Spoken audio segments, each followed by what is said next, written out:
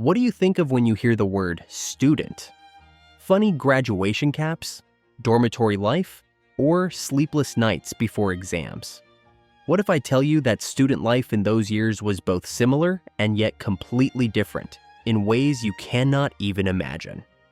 Today, we will embark on a journey through the magnificent times of antiquity, the Christian Middle Ages, and touch upon the Renaissance era. We will discuss why Latin is not such a dead language, discover what students of those times studied, how classes were conducted, explore drunken exams, and find out what student means by looking at this image through the prism of different eras in world history. We will become acquainted with the fascinating events in which students of various periods of world history were participants, and sometimes even initiators. And it is logical to start examining this topic from ancient times and ancient Greece. When we talk about education today, we usually mean some form of preparation for life, the transmission of professional knowledge and skills. For example, when a prospective student attends an open day, the first thing they ask is, "What job will I be able to do after graduating from your faculty?" From the perspective of antiquity, from the perspective of the Greeks and Romans, such a question is not suitable for a free person. It is more fitting for a slave or an artisan. And a craft does not necessarily mean doing something with your hands. It can be intellectual, but it is defined by its limited practical applicability. Therefore, it is not suitable for everyone. Of course, in antiquity, there were artisans who also learned something, and we can also speak of this as education. Typically, it was the transmission of knowledge from father to son, or within schools, such as schools for painting or medicine. But primarily, when we speak about education in antiquity, we do not mean this. What is meant is what the Greeks called paideia. This is the cultivation of a free person who will demonstrate their excellence, or arete, in the public arena, a term sometimes translated as virtue. It is about nurturing a good person and citizen, a gentleman, we might say, who, depending on the era, would decide for himself what to pursue next. Typically, this would be political activity, government administration, or military service. Eventually, in the late empire, it might be church service. But whatever it was, a person with a good education was not trained for a specific set of technical tasks.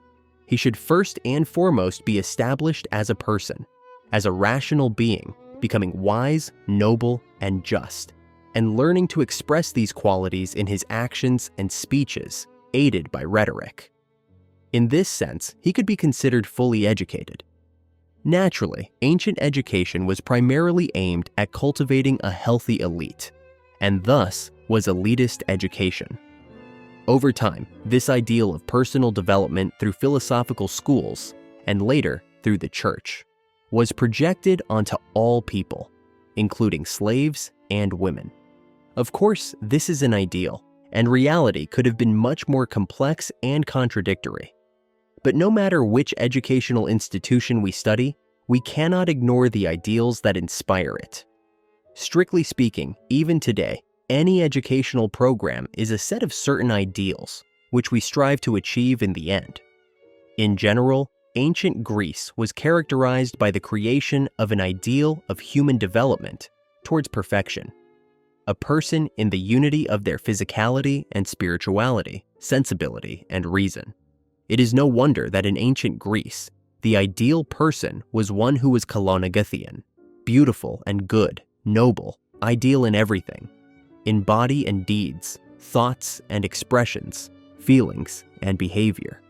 Thus, it is logical to assume that education in ancient Greece aimed to nurture and produce individuals who ideally fit the framework of idealness of that time. Good, noble, intelligent, pure, decent, and beautiful. And so it was throughout Greece, except for Sparta. They had a different ideal of a person. They aimed to create universal soldiers who were tough, strong, fast, skilled, and intelligent.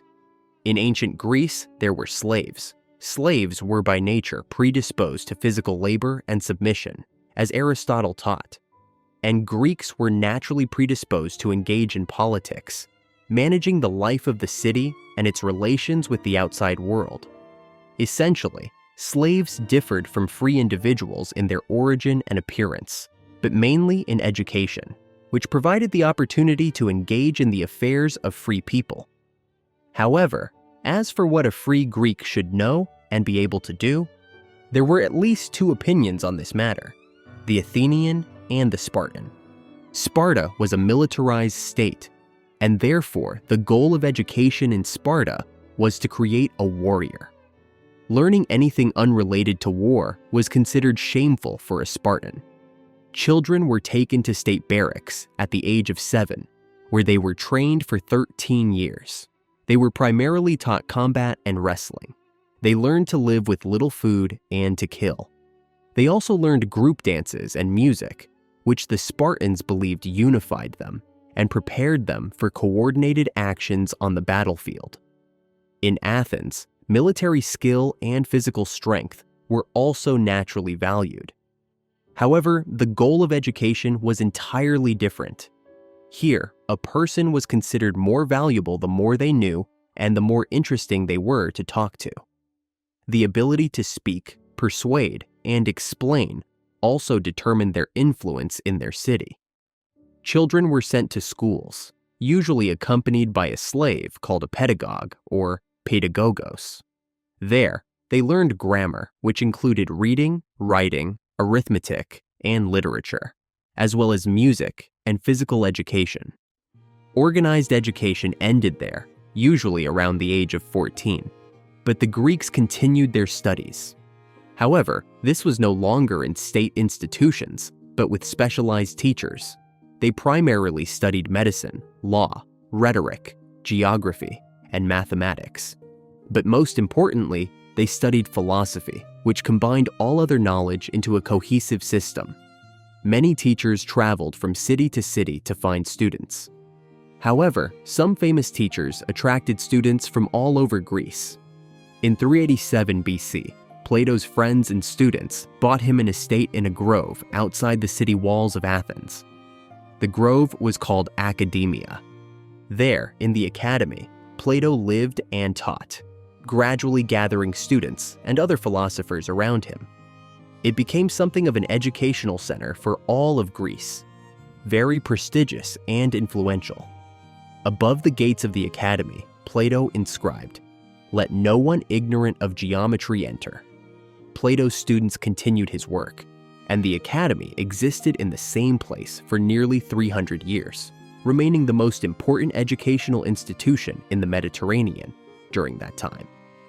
Aristotle studied and taught at the academy for 20 years. However, when Plato died, he refused to continue his work, uttering the legendary phrase, "Plato is my friend, but the truth is dearer." And to develop his own teachings, he established his own school in the east of Athens, near the statue of Apollo Lyceus, the place where Socrates had once taught. His school became known as the Lyceum. Aristotle loved to reason while walking among the groves of the Lyceum, and thus his students became known as peripatetics, or walkers. Another famous higher school in Athens was the school of the sophist Isocrates. Isocrates organized it partly to spite Plato, with whom he had a rivalry, and focused on teaching rhetoric. Unlike Plato and Aristotle, he charged for his lecture courses. In ancient Rome, higher education was initially inspired by the Greek system, was very expensive, and was conducted mostly in Greek, as there were no native teachers in Rome at that time. Initially, higher schools only trained orators, but later, schools for doctors, lawyers, and officials began to appear, and at a certain point, Greek schools began to be banned, with the explanation that Greek education corrupted the youth. Transitioning from Greece to Rome, we see how the approach to education changed. In the Roman Empire, the emphasis shifted to the practical application of knowledge, especially in law and rhetoric.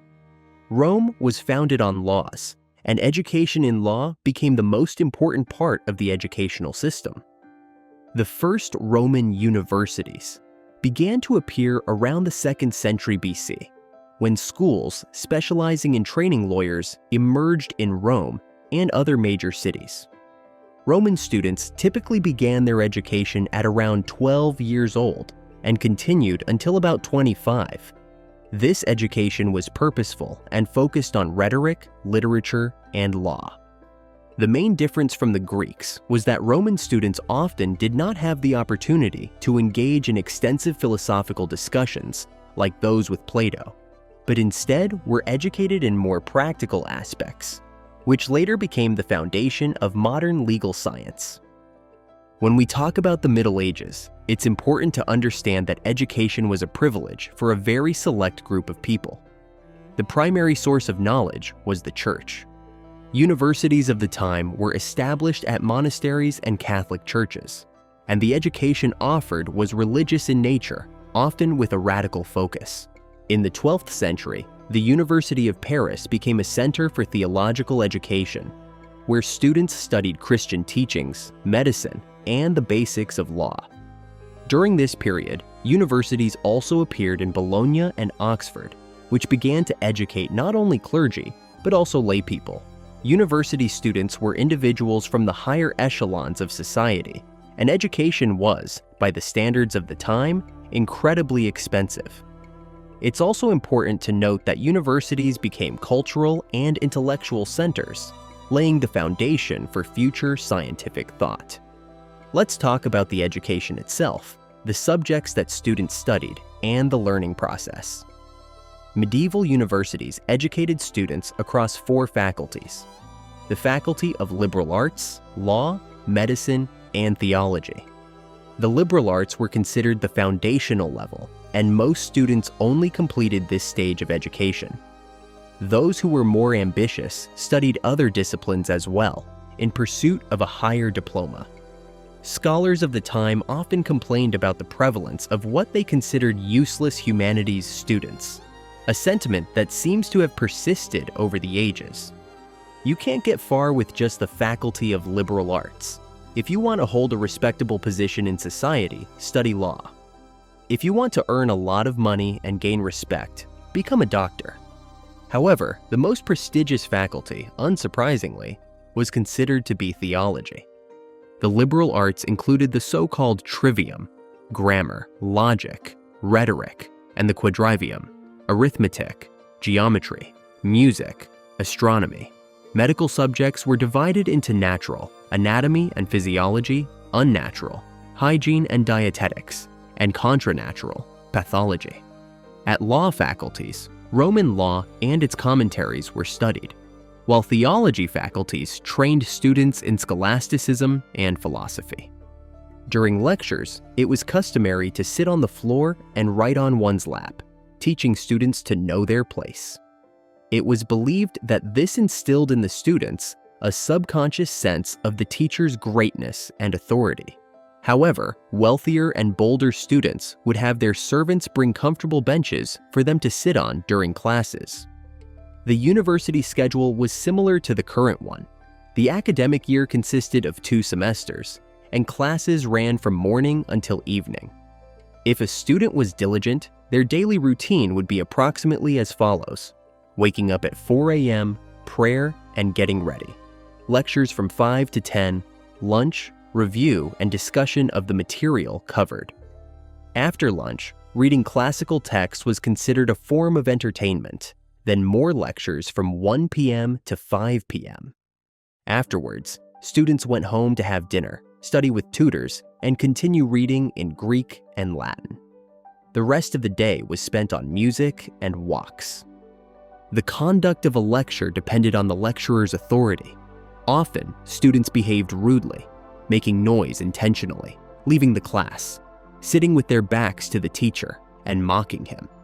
However, a respected professor and good orator could draw full audiences, becoming something of a local star whom students admired.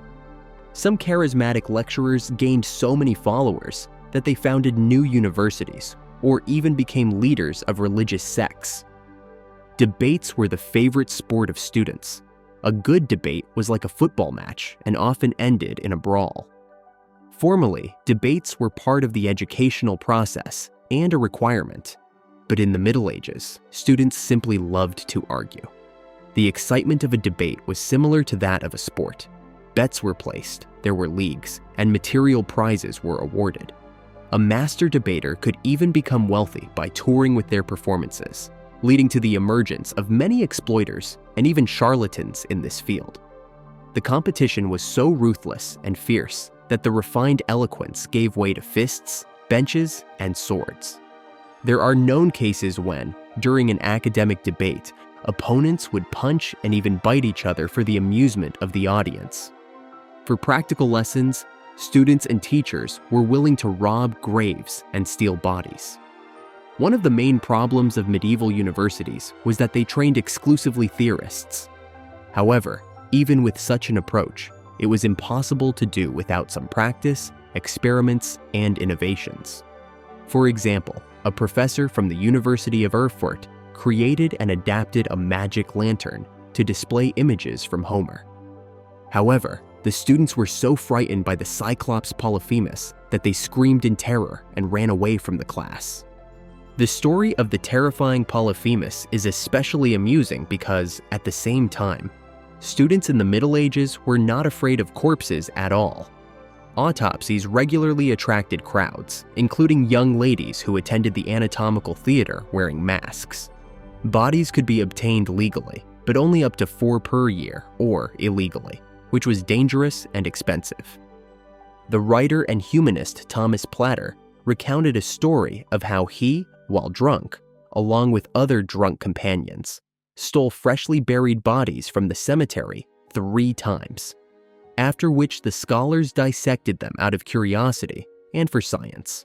Eventually, this drove the guards to such a frenzy that the monk watchmen began immediately shooting crossbows at any student who appeared near the graves. And what about exams in medieval universities?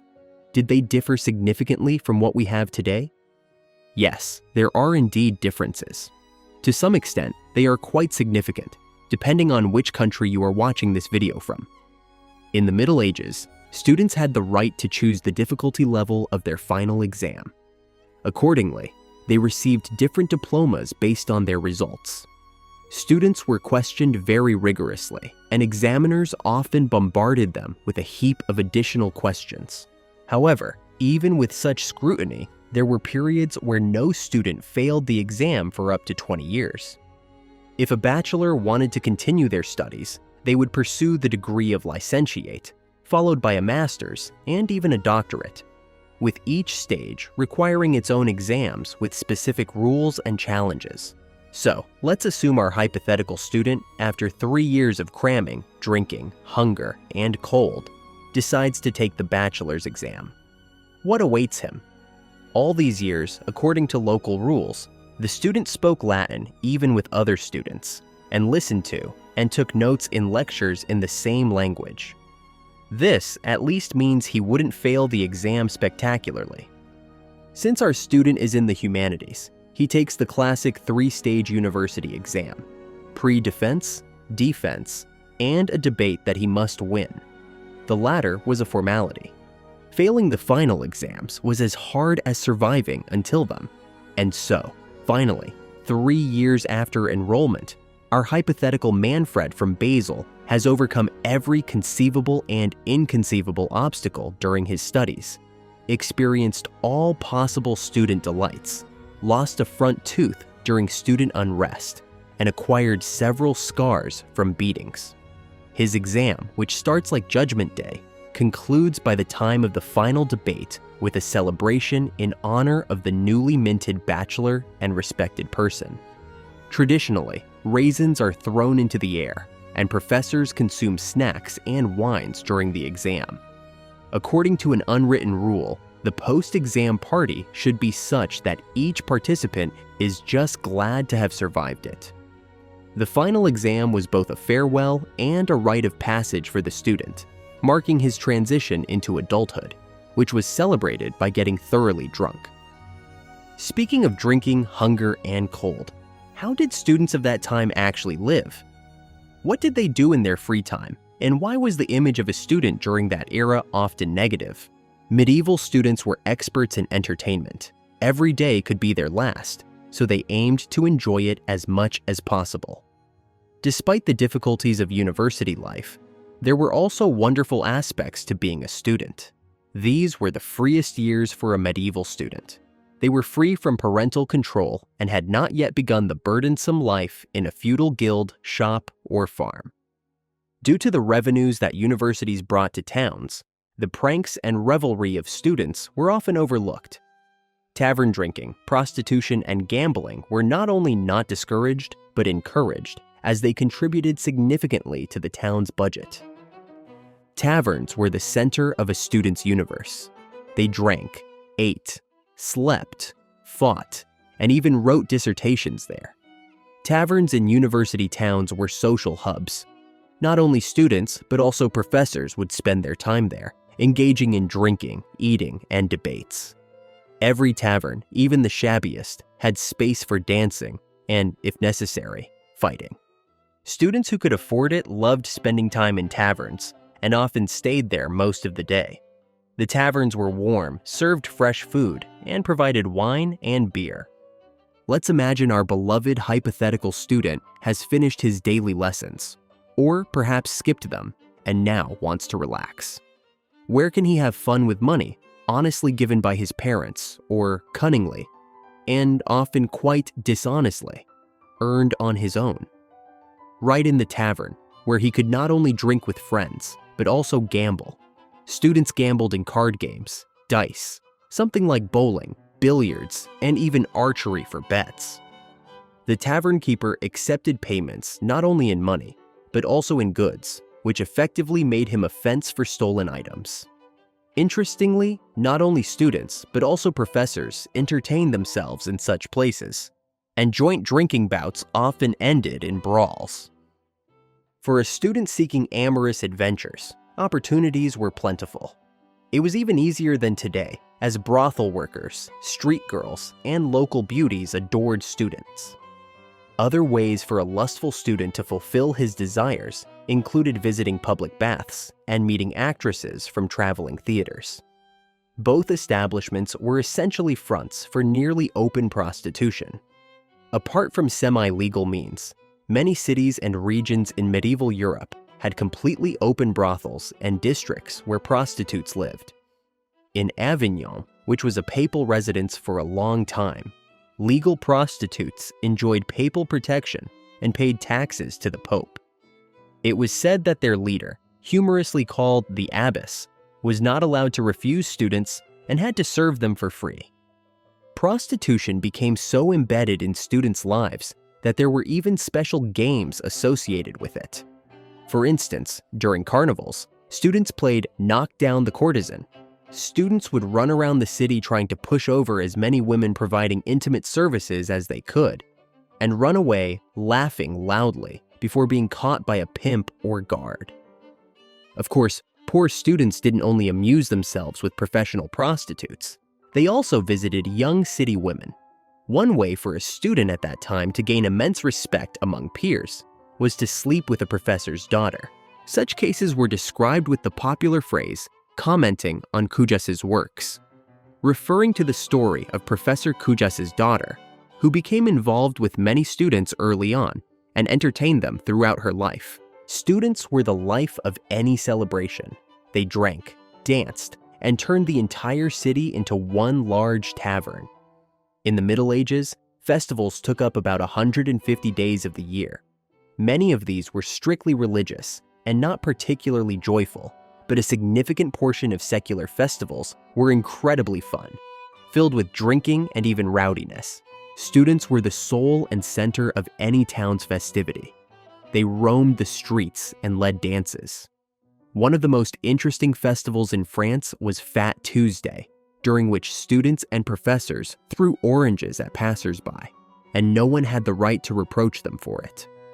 On January 6th, students would elect a king, who in gratitude would provide them with drinks and torches so they could continue drinking after sunset. Later, the position of king transformed into an abbot. whose responsibilities were even broader, ensuring his charges never stayed sober and indulged in debauchery. When the Paris University administration severely suppressed such practices, students held a ceremonial resurrection of the abbot, and the revelry began again. Besides the beloved pastimes of drinking and debauchery, students entertained themselves by acting in comedies and farces, as well as playing musical instruments and dancing to them. Music also provided a way to earn money, and many formed small orchestras called sopistas. They would literally perform for food. Incidentally, the father of our hypothetical student, being a wise man, advised his son to at least learn the basics of playing the harp beforehand. A common instrument among the Swiss, which even peasants enjoyed, caused a sensation among the French. Thus, upon visiting a tavern, our charge could leave having earned quite a bit and had a hearty drink. Public executions were a form of entertainment in medieval times, featuring a pleasing variety and theatricality that appealed to audiences. In Paris, it was common to sell tickets for the best spectator spots. Watching an execution, such as a breaking on the wheel or a hanging, could be seen as a pleasant respite after university classes. Moreover, efforts were made to keep students away from the front rows, as they often tried to interfere with the execution or disrupt the executioner. Medieval students were notorious. They caused chaos, got into fights, disrupted weddings, and occasionally incited riots. Once, the Parisians were so fed up with the unruly students that they killed 320 of them in a day and threw them into the river.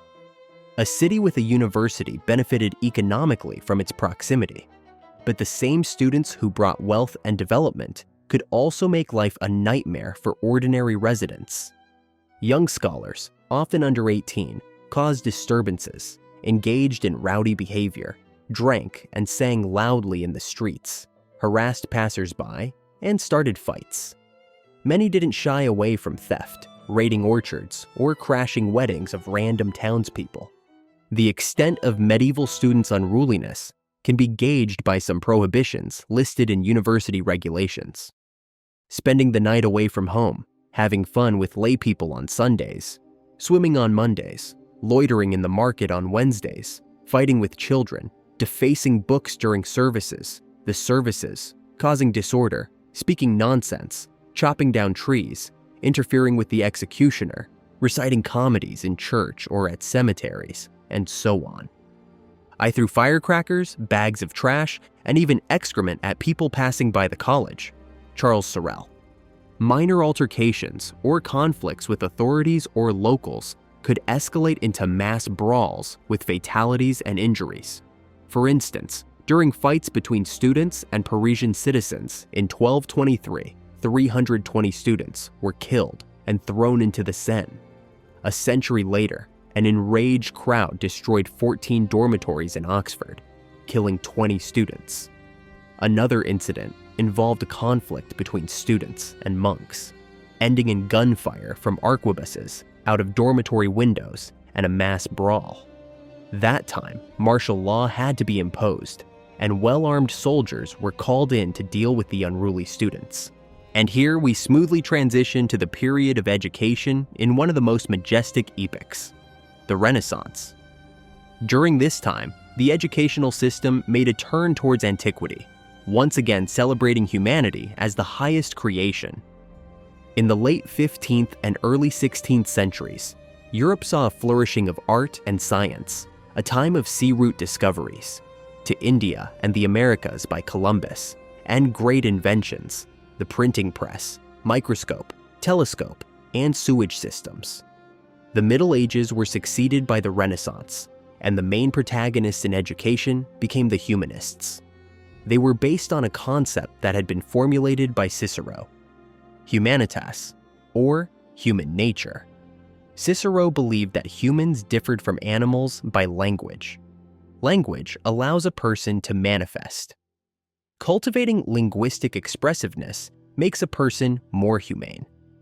Renaissance humanists proclaimed the individual as the main value and believed that education and upbringing should strive to reveal the best in them. They valued the achievements of antiquity and sought to emulate ancient figures. Hence the term Renaissance, as a rebirth of ancient tradition. Whereas the Middle Ages adhered to an authoritarian model of education, requiring absolute obedience to the authority of the educator, during the Renaissance and some subsequent centuries, attention in the learning process was directed toward the abilities and needs of the student, their aspirations, and motives for behavior.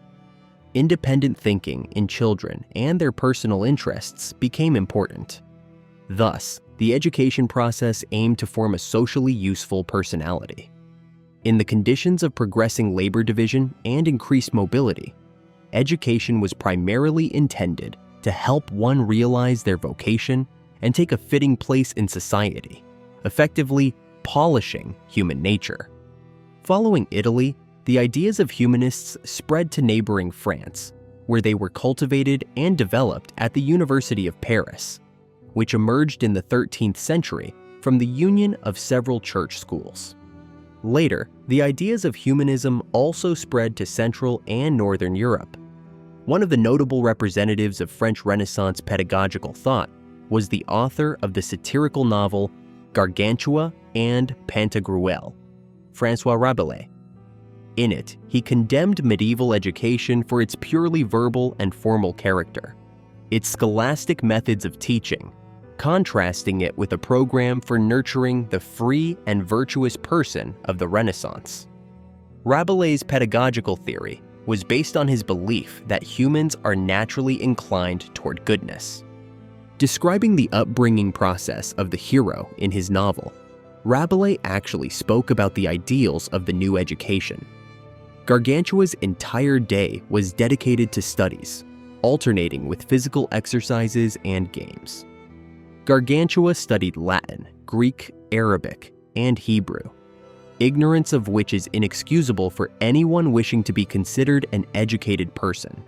Thus, in the educational system, ancient and new languages were given an important role.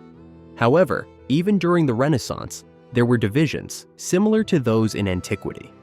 New political and social systems emerged in those European countries that, for various reasons and at different times, broke away from the Roman Catholic Church in the 16th century. The religious reforms carried out by Martin Luther, John Calvin, Huldrych Zwingli, and the ruling family of England were both a cause and a consequence of these transformations. A characteristic feature of all these countries was the importance of the state in organizing the education system. The Reformation and European humanism influenced each other. There were parallels between the blossoming of the classical world at European courts and the awakening of religious interests. There were similarities in their critical stance towards Aristotelianism and in the interest shown in studying classical languages such as Greek and Hebrew. However, the premises behind the two movements, humanism and the Reformation, were different, and sooner or later a clash was inevitable. The most spectacular of these clashes occurred between Erasmus and Luther, despite their mutual respect for a long time. For Erasmus and the humanists, it was important to encourage the development of a world of writers and artists who, free from material concerns, could devote their time to literary and artistic pursuits. The reformers, however, had a different situation. They did not aim at enlightening a small minority. Unlike Erasmus, Luther had to remember the masses, as they contributed to the success of the religious reforms. As for student life itself, it was far from easy. At times, it was even harder than life for students in the Middle Ages. Student life was arduous. In 1530 at Eton, the day began at 6 a.m., with a quarter hour for breakfast at around 9 a.m. and lunch at 11 a.m. Students had dinner at 5 p.m. and went to bed soon afterward. For example, at Cambridge, there were scholars who rose every day at 5 in the morning and from 5 to 6 recited daily prayers with invocations to the Lord in the common chapel, and from 6 to 10 a.m. dedicated their time either to personal study or general lectures. At 10 a.m., they went for lunch, with a piece of meat costing 1 penny divided among 4. After this meager meal, they studied until 5 p.m., when they had dinner, no better than the lunch. Immediately after this, they would go to discuss issues or engage in other activities until 9 or 10 p.m. Then, as no fires were lit, they were forced to walk or run for half an hour to warm their feet before going to bed. Thus, the day started at 5 a.m. and continued until 9 or 10 p.m., which corresponded to the working day of commoners. Sons of the nobility retained their accustomed lifestyle even at the university. It was believed that academic mentors should remember that their social position was lower, and the aristocrats themselves were exempt from punishments that were imposed on students of lower birth. Their rest and entertainment at the university were minimal. Common sports included dice games, cockfighting, and bear baiting, prohibited activities. Similarly, innocent pleasures like dancing, feasting, and simple games were also forbidden. The main amusement remained the brawls between town and gown, typical of all university towns. Even in such a seemingly humane, inspiring, and bright era as the Renaissance, there was no shortage of wild, sometimes utterly brutal revelry and merrymaking by unruly students. The townspeople were hostile toward the students. They brought no money to the town, but caused disturbances. On the other hand, the townsfolk always tried to cheat the students, which was considered normal. Mutual animosity often erupted into open conflict. In Erfurt, students killed an innkeeper who dared to ask them for payment. The townspeople, not receiving satisfaction from the university authorities, rolled out a cannon and shelled the student dormitory. A constant source of unrest was the Sorbonne, the University of Paris. Young people who by fair means or foul, often impoverished, robbing, and fighting, came from all over Europe to study at the university and were not inclined to be polite and respectful to Parisians. Some scholars formed armed gangs and terrorized the city and its outskirts until they faced harsh retaliation from the city authorities. By the time they graduated, students were well prepared for the battles of life. The Renaissance era became a true golden age for education. It was a time when philosophy and science began to actively develop, and students played an important role in these processes. Universities during this period became centers not only of theological and philosophical teachings, but also of scientific research. Examples are philosophers of that time, Nicholas Copernicus and Galileo Galilei, who, thanks to universities, were able to develop their theories. At this time, universities educated not only theologians and jurists, but also mathematicians, astronomers, and artists. For instance, Leonardo da Vinci was also a student, although he lacked formal education. But the most significant change was that universities began transitioning from theoretical to practical education, making students an essential part of the scientific process, as well as social and public change. With the development of society, students have become not only an important intellectual resource, but also a driving force for political changes. For example, the French Revolution of 1789 is a striking example of how students became not just learners, but participants in significant historical events. Educated with ideas of equality and love for humanity, students actively participated in the revolutionary processes, demanding fairer conditions for all segments of society. They acted as enlighteners and stood at the forefront of rebels, often even engaging in battles with royal troops. Few know that the French Spring began not in May 1968, but in March 1229. Guards from the city's watch brutally killed several drunken students for a tavern brawl. In response, the agitated students and sympathetic professors from one of the oldest universities in the world, the University of Paris, went on strike and left the city. This unprecedented action during the feudal era ended successfully. The regent of the king, Blanche of Castile, bowed to the students. 2 years later, they returned to the Latin Quarter, much to the joy of merchants and innkeepers. As a result, a special papal bull granted the University of Paris independence from any local authority and the right to strike, which was revoked only 3 centuries later. For 800 years, it laid the traditions of civil defensive rights, firmly embedding in the minds of the French a guide for manifesting discontent.